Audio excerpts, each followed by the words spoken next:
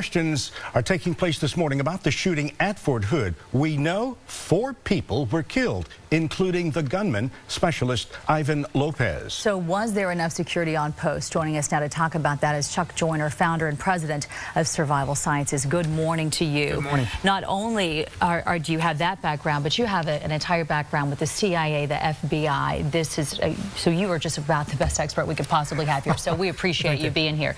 Let's talk about this situation, because I've heard and read a lot of stuff from some of the victims from 2009, and they say, I would have thought that things would have prevented this from happening again. But can you really prevent something like this? I don't see how you can. It would be almost impossible. It's very difficult when you're dealing with somebody who's unstable, and obviously stable people don't commit these kind of crimes.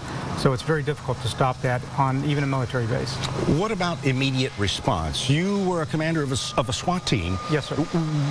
Would that have been something that they should have been thinking about in this particular situation? And I'm certain they were, and that's one thing that has definitely changed over time. Originally, the response would have been to contain and wait for a tactical team to go in. Now there's a realization that there has to be an immediate response, and you have individual officers responding to the scene, and that's what happened in this case. Well, obviously there's no way to get into the mind of this guy, and we don't know the motive yet. Nobody knows what's going on, and there's going to be a lot of digging. I know.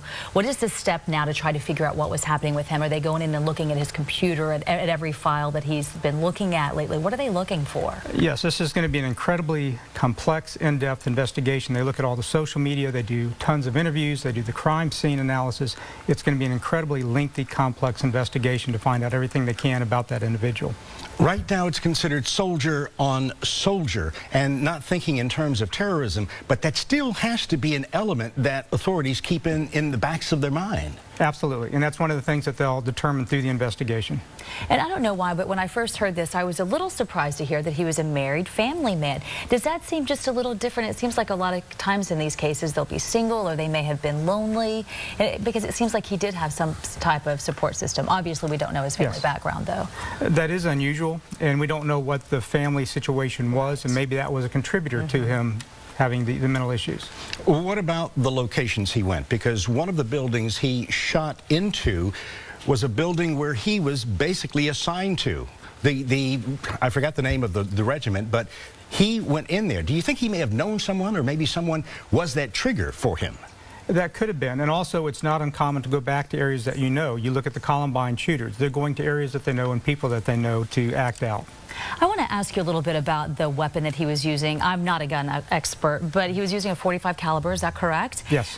From what I know, doesn't it only hold eight rounds? It depends on the particular pistol, so but typically 8 to 9 rounds. So you're talking about if 20 people were shot, then you're going to have to be ready to reload. You're going to have that ready. Does that sound a little odd if this was just a guy who got upset for a moment, that he would have that right then and there and able to reload that quickly? 3 times probably.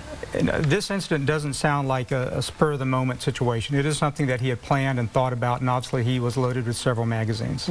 Knowing what happened at Fort Hood, they put the entire post on lockdown.